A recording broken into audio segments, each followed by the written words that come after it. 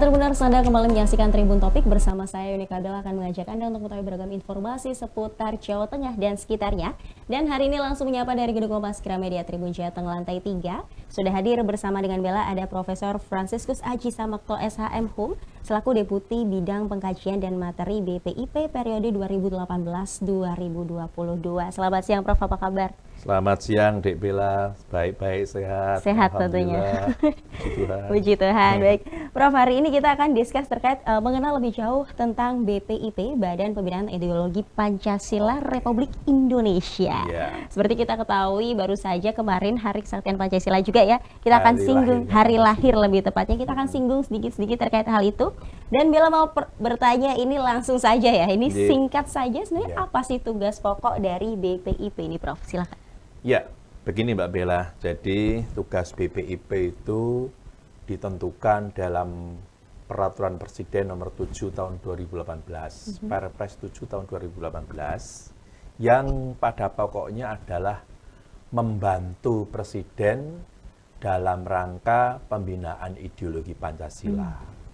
Dan dalam rangka itu, dalam rangka membantu tugas Presiden, maka kemudian BPIP misalnya menyusun garis besar haluan ideologi Pancasila, menyusun materi dasar pembinaan ideologi Pancasila, kemudian menyusun bersama-sama dengan Kemendikbud yang sekarang ini tentang buku ajar pembinaan ideologi Pancasila. Oke, seperti itu berarti bisa dibilang langsung di bawahnya Presiden gitu, bisa dibilang seperti itu atau gimana? Iya, jadi kedudukan BPIP itu memang langsung di bawah Presiden dan kepala kami itu setingkat menteri, kemudian ada Dewan Pengarah dengan ketuanya Ibu Megawati Soekarno Putri, kemudian di situ ada wakilnya Jenderal Purnawirawan Tri Sutrisno, kemudian ada Pak Sudame, pengusaha, juga dulu ada Buya Syafi'i, dulu ada juga Prof. Mahfud, Prof. Mahfud menjadi menteri, ya. Dan beberapa, ya, ada Jenderal Wisnu Bawatanaya dan seterusnya, dan itu semua berkedudukan sebagai Dewan Pengarah, lalu ada yang pelaksana tadi di bawah kepala. Baik, pasti tentunya di balik itu semua ada strategi di dalamnya, benar nggak sih Prof? Ya, tentu ada strategi bagaimana pembinaan itu dia lakukan. Oke, yang membedakan strategi zaman dulu dan sekarang itu apa? Secara spesifiknya, secara spesifik. Ya. Jadi betul, pertanyaan yang bagus dari Mbak Bella tentang strategi yang beda. Jadi yang harus dibedakan itu adalah bahwa sekarang model dialog ya itu menjadi lebih penting, kemudian lebih banyak kepada hal-hal yang bersifat praktek, ya. Kita memang tidak kemudian meninggalkan sama sekali yang model-model dulu seperti metodenya juga tidak selalu persis sama dengan P4, tetapi dalam konteks sekarang ini kita harus bedakan betul, ya. Yang lebih reflektif, ya. Dan metode-metode ini sudah kita pakai kok, terutama untuk anak-anak model-model sekarang, generasi muda sekarang. Jadi kalau model P4 seperti yang dulu sudah sedikit demi sedikit ditinggalkan, gitu ya. Model indoktrinasi, ya, seperti top down seperti itu harus ditinggalkan. Karena melihat zaman sekarang untuk milenial dan lebih tepatnya generasi Z ya untuk zaman sekarang sendiri ya. Menanggapi hal tersebut bagaimana? Untuk generasi sekarang. Ya, jadi ini yang menarik ya. Jadi bagaimana membumikan Pancasila di era milenial dan kemudian sekarang ada generasi Z ya. Ya, generasi Z. Di sini yang menantang banget Mbak Bella. Yang menantang begini. Jadi di satu sisi Pancasila itu kan syarat dengan nilai, values, dan values itu kan ada dalam pikiran. Nah, di sisi lain, generasi Z ini adalah generasi yang kritis, yang tidak suka dengan hal-hal yang jelimet. Kemudian mereka adalah generasi yang hidup dalam alam informasi yang sangat cepat berubah, ya gitu ya. Dan mereka butuh bukti. Nah, jadi ini jadi PR besarnya menarik. Satu sisi ini sifatnya values, yang ini sifatnya yang seperti tadi saya sebutkan. Nah, pertanyaannya bagaimana kemudian memadukan atau mempertemukan hal-hal yang sifatnya values ini dengan dengan karakter generasi Z ini. Nah, untuk itu maka yang perlu digarap adalah metodenya dan kedua substansinya. Oke, metode dan juga substansi ya. Ya. Di tengah era digitalisasi. Nah, saya lanjutkan sedikit ya. Tentang metode ini tentu yang paling berkompeten itu adalah Kemendikbud. Oke, benar. Dan memang dalam rangka ini BPIP juga telah bekerja sama dengan Kemendikbud dalam menyusun yang namanya buku ajar. Yang itu sangat menyesuaikan dengan perkembangan milenial dan generasi Z ini. Nah, tentu dalam konteks metode ini kita ya para pendidik khususnya yang kemudian melibatkan Kemendikbud ini memperhatikan betul konstruksi berpikir anak-anak milenial ini. Mereka itu tadi seperti karakter seperti itu, tetapi mereka juga penting untuk meneruskan bangsa ini ke depan. Nah, sekarang masalahnya apa yang disampaikan kepada mereka itu, Mbak. Tentu yang disampaikan kepada mereka adalah hal-hal yang itu langsung bisa dirasakan. Ada aspek-aspek aksiologis begitu ya, aspek-aspek yang harus diperkenalkan. Aspek aksiologis itu kan aspek yang langsung. Gitu. Nah, aspek-aspek yang langsung dari nilai-nilai Pancasila yang perlu bagi mereka adalah 3, Mbak Bella. Pertama, tentang kesadaran kesederajatan manusia. Baik. Yang kedua, tentang keragaman bahwa kita itu beragam. Dan yang ketiga adalah kebangsaan atau nasionalisme itu perlu dibangun. Nasionalisme itu soal tentang terkait dengan sikap aktif soalnya, bukan terberi, tapi itu sikap aktif. Inisiatif diri sendiri ya lebih tepatnya. Betul. Kira-kira seperti itu ya Pak jelasannya ini? Iya. Sudah 3 SKS ya Pak? Kemudian ini bicara terkait politik tentunya sebentar lagi di 2024 mendatang, kita akan menghadapi di pemilu, lebih tepatnya di bulan Februari tanggal 14 ya Prof ya. Ini bagaimana kemudian cara pembinaan Pancasila atau lebih tepatnya pembinaan ideologi Pancasila bagi pejabat pemerintah ini terkait hal ini bagaimana? Nah, kalau kita berbicara tentang pembinaan ideologi Pancasila bagi para pejabat, ya ini juga program agenda besar yang juga direncanakan oleh BPIP sejak berdiri, ya.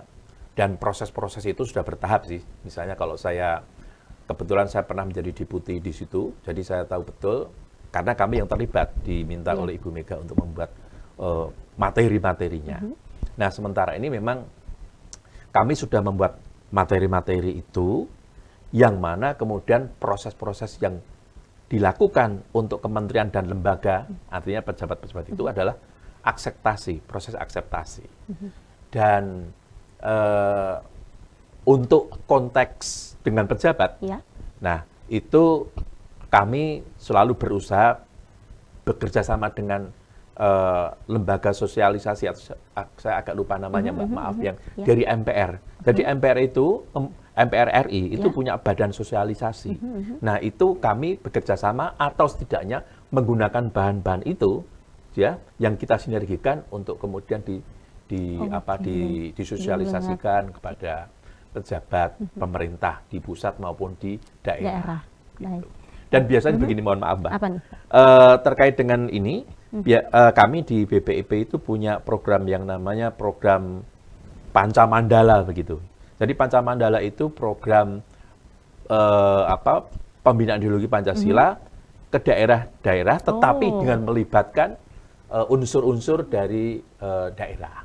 Oh, begitu ya. Gitu kira-kira. Ini ya culture atau budayanya tetap ada di dalam. Yes, gitu ya, betul. Jadi artinya bahwa masing-masing daerah, benar Mbak Bella tadi Anda sampaikan bahwa masing-masing daerah kan punya culture, punya itu sendiri, punya cara sendiri, habitus sendiri dalam rangka memahami dan melaksanakan itu.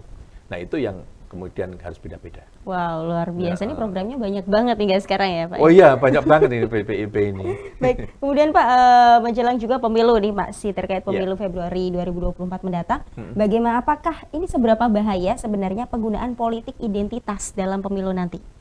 Ya, jadi pertanyaan yang bagus juga tentang politik identitas. bagaimanapun juga ini satu hal yang harus dihindari, Mbak, karena politik identitas itu kan seperti menyangkal keberagaman. Benar. Jadi keberagaman itu yang saya sebut tadi, itulah makanya kemudian generasi Z ini yang perlu ditandaskan dari aspek aksiologi, itu satu kesederajatan, keberagaman, dan kebangsaan. Nah, tadi tentang soal politik identitas, ini seperti menyangkal yang namanya keberagaman. Keberagaman itu sesuatu yang natural, dan di dalam keberagaman itu kemudian ada aspek lain yang turun dari itu, yaitu aspek menghargai keberbedaan. Nah, kalau politik identitas, maaf, yang itu kemudian eksklusif dan menutup diri terhadap itu yang membuat negara ini ke depan akan sulit menerima tantangan. Pasti, Mbak. Karena namanya keberagaman itu something natural, gitu, sesuatu yang alami, ya, alami, nggak bisa disangkal. Kalau kemudian ada rekayasa untuk kemudian menuju identitas seperti itu, mungkin secara politik dalam jangka pendek bisa, tapi dalam jangka panjang itu akan menghancurkan Indonesia. Begini, Mbak, ceritanya. Gimana nih, Pak? Di negara-negara lain, ya, kelompok kelas menengah, gitu, kelompok kelas menengah dan generasi muda, itu mereka adalah yang sejauh yang saya tahu, ya, dari hasil kajian penelitian, itu mereka tidak akan di negara-negara lain seperti India, itu tidak akan mau membawa India itu kembali ke masa lalu, ke chauvinisme Hindu, yang sangat identitas banget gitu. Mereka membawanya ke sini, ke arah yang sangat plural seperti ini. Nah, kalau kita mau menuju ke yang itu kan malah lucu kan, Mbak. Intinya gitu kan, Mbak Bella. Kita lucu kalau kembali ke masa itu. Merasa eksklusif juga ya? Ya, nggak boleh seperti itu, karena ke depan bagaimana juga itu something natural, sesuatu yang alami, yang tidak bisa dihindari. Tidak bisa disangkal juga, tidak bisa dibuat-buat juga. Lagi-lagi yang something natural itu tadi, sesuatu yang alami. Karena kalau tidak nanti bisa tidak sesuai dengan keberagaman juga. Iya, keberagaman itu di situ ada kesetaraan dan penghormatan hak asasi manusia. Menghargai. Iya, dan justru begini, Mbak Bella. Kalau kita pakai contoh yang simple ya, keberagaman itu sebenarnya justru akan memperkuat. Kalau saya kasih contoh misalnya keberagaman tumbuh-tumbuhan atau kalau dalam bahasa akademik keberagaman hayati. Indonesia itu kuat karena kita punya keragaman hayati yang tinggi. Brasil itu kan penting untuk obat. Artinya ada kekuatan dari keberagaman itu. Kira-kira gitu logika sederhananya. Ada kesatuan juga ya, Pak, di dalam itu semua. Itu salah satu ciri Pancasila juga ya, Pak, ya, kesatuan ya, Pak, ya. Iya, dan itu keberagaman itu dulu memang ciri khas dari realitas bangsa Indonesia yang itu tidak bisa dihindari, dan kemudian Soekarno juga kemudian memperkenalkan ini sebagai salah satu aspek nilai dalam Pancasila. Wow, luar biasa. Tentunya dari itu semua ini Bella mau tanya, ini sejauh mana sebenarnya pembinaan ideologi Pancasila berfungsi dalam menyatukan keberagaman? Ini masih tentang keberagaman, Pak. Silakan. Oh, gitunya. Jadi dalam konteks ini mau saya ceritakan begini, Pak. Pancasila itu kan disebut sebagai common denominator, titik yang mempertemukan dari perbedaan-perbedaan. Jadi gini, Mbak Bella, yang namanya Pancasila itu kan perannya itu ada di konteks kehidupan real, kehidupan kita sebagai bangsa, jadi di alam real. Jadi mudahnya begini, Mbak, kita itu kan punya hak privat, agama, misalnya di pemukiman deh, di pemukiman, itu kan ada yang namanya musola atau masjid, itu sangat eksklusif untuk mereka. Ada gereja, itu juga untuk umat dalam agama, gitu kan. Tetapi ketika kita kemudian bersama-sama ngurus misalnya jembatan, ngurus tentang portal keamanan, membangun desa, itu kan urusan bersama. Di situ Pancasila itu menjadi terbukti ya, Pak. Artinya Pancasila itu ada di ranah kebersamaan ini. Di luar eksklusifnya itu. Di luar eksklusivitasnya itu. Gitu. Luar biasa. Contoh jadi yang itu penting, ya sama-sama penting. Kehidupan religiusitas itu penting. Kehidupan bersama itu ya penting. Wow. Gitu, Pancasilanya benar-benar kerasa di sini. Harus. Gitu. Baik. Kemudian nih, Pak, tentunya Bella mau bertanya juga nih terkait fungsi Pancasila dalam menjaga kerukunan secara spesifik. Fungsinya apa, Pak? Ya, tadi saya menyebutkan bahwa Pancasila itu merupakan titik yang mempertemukan kita di dalam ranah keberbedaan. Kita berbeda-beda. Nah, itu fungsi menyatukannya di situ. gitu Mbak. Tetapi dalam konteks itu tentu Pancasila harus konkret. Oke. Ya, harus konkret. Jadi Pancasila itu harus kemudian menjadi sarana untuk misalnya mensejahterakan masyarakat, ya kemudian memberikan hal yang konkret deh, misalnya bagaimana kita menjaga lingkungan alam kita. Itu urusannya juga jangan dikira tidak lepas dari Pancasila juga, Mbak. Jadi hal-hal yang real itu yang harus dicapai dari Pancasila, bukan sekedar hanya menuntun tingkah laku seperti sekarang ini kan kita sering memitoskan atau mungkin mengimagekan Pancasila itu hanya sekedar penuntun tingkah laku. Dulu kita kan mengenal 36 butir, 46 butir. Tetapi Pancasila itu bukan sekedar itu, Mbak. Itu bagian saja. Pancasila itu lebih besar dari itu. Para pendiri bangsa ini, sebelum Indonesia merdeka, itu kan bersidang dalam rangka membuat Pancasila sebagai dasar negara, bukan sekedar penuntun tingkah laku. Nah, ini yang oleh BPIP dicoba untuk disadarkan kepada bangsa Indonesia ini bahwa Pancasila itu not just about behavior saja, menyangkut soal perilaku saja, tapi juga konsep besar, gagasan besar untuk mensejahterakan masyarakat. Jadi contohnya begini, Mbak. Pancasila itu misalnya ya, membreakdown yang namanya pengertian masyarakat adil dan makmur. Masyarakat adil dan makmur itu dalam konteks Pancasila itu harus memenuhi indikator-indikator, setidaknya indikator kualitatif. Misalnya pertama, terpenuhinya kebutuhan pangan dan papan. Yang kedua, terpenuhinya kebutuhan kerohanian. Secara kerohanian ya, naik haji misalnya. Kemudian yang ketiga, terpenuhinya jaminan kesehatan. Mungkin sekarang diupayakan dengan BPJS itu. Yang keempat, terpenuhinya kebutuhan-kebutuhan pendidikan. Dan yang kelima, terpenuhinya kebutuhan lingkungan hidup yang sehat dan baik. Dan itu namanya indikator, Mbak. Itu tadi, jadi adil dan makmur itu di breakdown, dijabarkan dalam indikator. Indikator kualitatif, Mbak. Nah, indikator kualitatif ini menjadi pedoman untuk indikator kuantitatif. Oh, wow. Jadi itulah Pancasila. Tidak sekedar penuntun tingkah laku saja. Tapi lagi-lagi kalau di awal sebagai pondasi itu tadi ya, sebagai dasarnya. Iya, sebagai dasar negara untuk mencapai itu masyarakat sejahtera. Karena tujuan dari negara bagaimana juga adalah menciptakan masyarakat sejahtera. Itu dari dulu memang begitu kan, Mbak? Sejahtera, adil dan makmur. Diharapkan seperti itu. Aristoteles dulu filosof itu juga mengatakan tujuannya untuk membahagiakan. Setiap manusia itu kan punya tujuan berbahagia. Baik rohani, ya rohani terutama, itu jasmani, rohani. Ya, negara juga dibentuk dalam rangka itu juga. Dalam hal ini Pancasila menjadi instrumen untuk menuju itu. Pancasila menjadi instrumen untuk menuju masyarakat yang adil, makmur dan sejahtera. Alright, Pak. Kemudian Bella mau tanya ini terkait harapan ke depan untuk BPIP sendiri apa, Pak? Ya, kami BPIP tentu kami berharap mendapatkan dalam penyelenggaraan pembinaan ideologi Pancasila itu mendapatkan dukungan dukungan akseptasi dari penyelenggara negara yang lain, kementerian dan lembaga, juga dari masyarakat.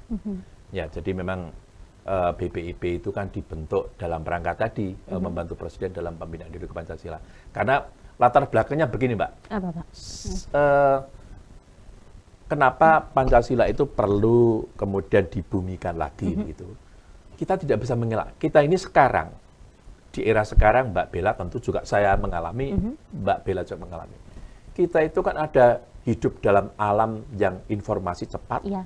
Yang kedua juga teknologi internet itu sangat berpengaruh. Lalu apa yang terjadi, Mbak? Kita itu kadang-kadang sifatnya, karakter kita itu sadar atau tidak sadar, menjadi universalis. Menjadi globalis gitu. Yang kadang-kadang dengan menjadi globalis atau universalis begitu. Generalis. Itu seolah-olah nilai-nilai yang ada di luar kita itu menjadi semua benar. Nah, contohnya Mbak, misalnya, lalu masalah-masalah LGBT misalnya, itu yang muncul dari dunia, lalu menjadi seolah-olah kita galau menerimanya. Iya nggak sih ini harusnya bagaimana? Misalnya. Lalu bukannya di titik itu saja, mungkin di titik tentang sistem ekonomi yang liberal.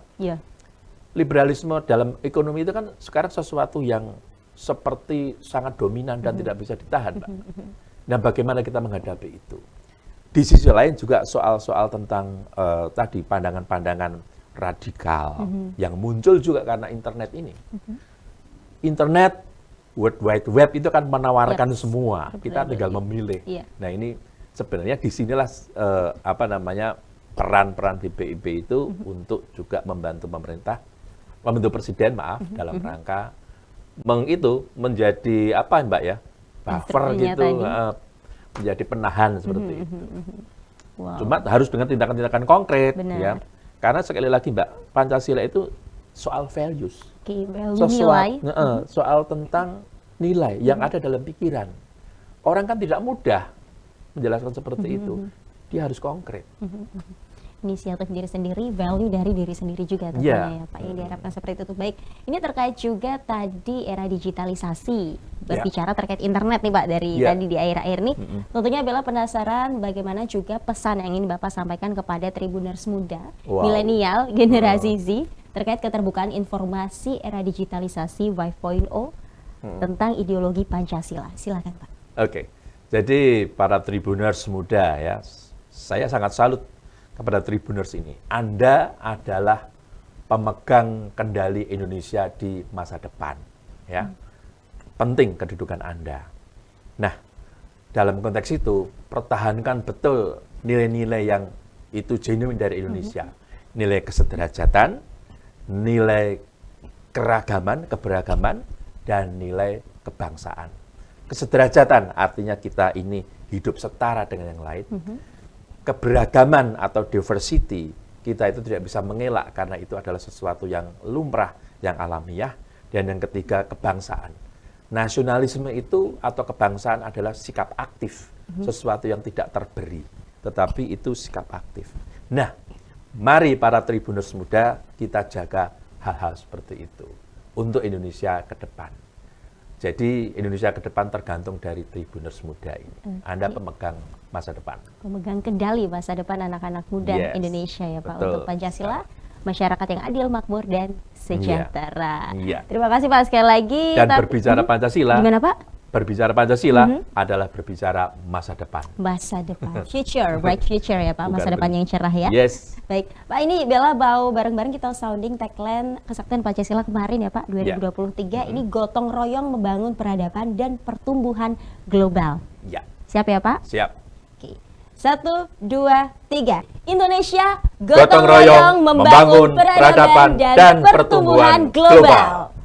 Baik Pak, terima kasih untuk waktunya di Tribun Topik hari ini. Saya selalu Prof. Aji untuk terima kasih Mbak Bella. Kedepannya, agenda-agenda kedepannya juga lancar. Ideologi Pancasila semakin adil, makmur, dan sejahtera tentunya. Pasti, ya Pak, yang kita mari harapkan. Kita jaga, dan sekali lagi bicara Pancasila adalah bicara masa depan. Masa depan. Oke Pak, semangat selalu Pak, apa yang diperbuat kiranya Tuhan buat berhasil juga. Terima kasih ya Mbak Bella atas kesempatannya. Baik, well Tribuners, demikian untuk Tribun Topik hari ini. Don't forget to subscribe, like, comment, and share this video, and then turn on notification bell to find out more all about Tribun Cetak.